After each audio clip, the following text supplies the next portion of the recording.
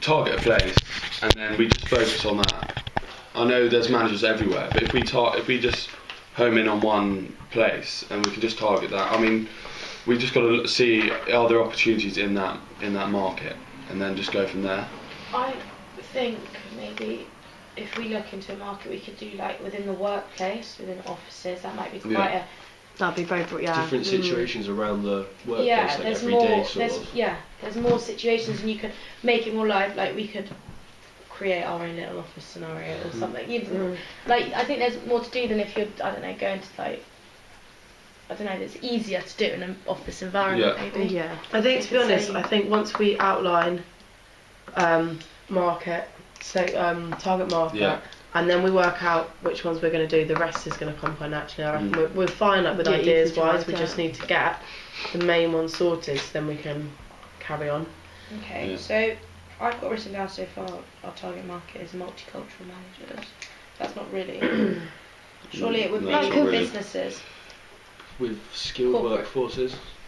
Pardon? We're a skilled team. So, for example, technology companies, they've got a skilled workforce, whereas. Well, the thing is, like if we're thinking about the office environment here. Like, if you're looking at managers, like if we could be going so broad, we could like be applicable for like warehousing stuff, managers. We don't want to do that, do we? So you could. So as you said, like if we're going for if we set a precedent on some kind of like line of not intelligence but skill set, then we're not going to appeal to people that are moving crates all day, because that's not what we're interested in, is it? Directors within the office environment or something. Or was in the service environment, service industry, because the service industry kind of cuts all that out and it's usually has much higher skill set, doesn't it? Yeah, and the service industry is quite a big. Yeah, service industry is humongous. It's the biggest. There's a million and one things, It's the biggest sector in the UK, isn't it? Well, yeah, no, service is absolutely, yeah. So yeah, that can. And obviously, and India is the largest sector as well.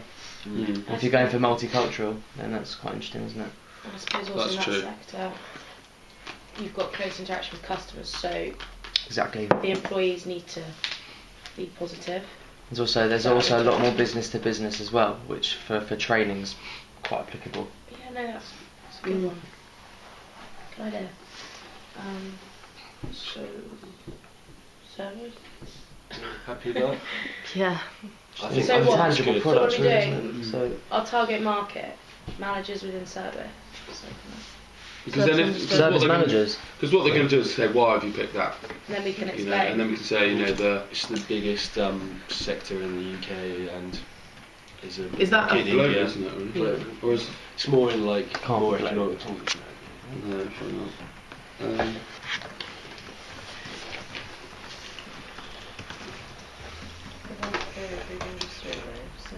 But I would be interested to see if, like, maybe we get some evidence if the service industry or there's any specific industry that's most affected by management, because it would be logical for the service industry to be most affected by management as opposed to other industries.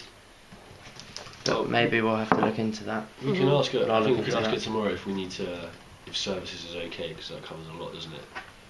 She's not going to say. She won't say exactly what you so want to do. Well, we can always ask anyway. No harm in asking, but. No, I know They're very, very vague, aren't they? Very vague. I just think, I think what you said is a valuable point in that. I think it's key that you have a good management structure in the service industry, because it affects your product so much. Because it is an intangible product, so. And you generally have contact with the customer, don't you? Exactly. Yeah. The thing I got here, like, one of the journals, is about how the leadership style and management style affects your job satisfaction. Absolutely. That's another thing we can say, like, it will help with the job satisfaction, like it'll keep the staff. Yeah. Well, if you look at like Maslow's hierarchy of needs and stuff like that, like above the highest thing is like what is recognition and satisfaction of your job over salary, over monetary benefits. So that says a lot as well. It tells you in different countries how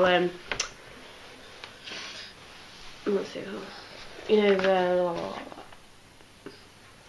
like performance appraisal doesn't work, and targets like payments within reward stuff doesn't work. It's actually so it goes about job satisfaction.